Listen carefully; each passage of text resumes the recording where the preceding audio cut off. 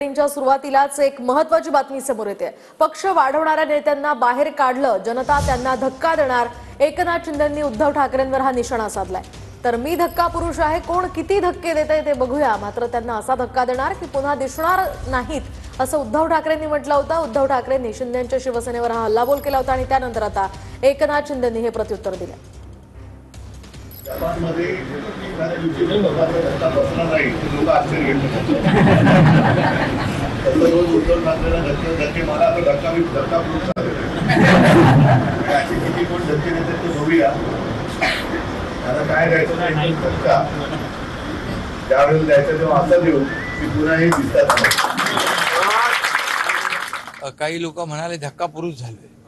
खरं म्हणजे त्यांना या विधानसभेच्या निवडणुकीमध्ये लोकांनी मजबूत धक्का देऊन कायमचं घरी बसवलेलं आहे।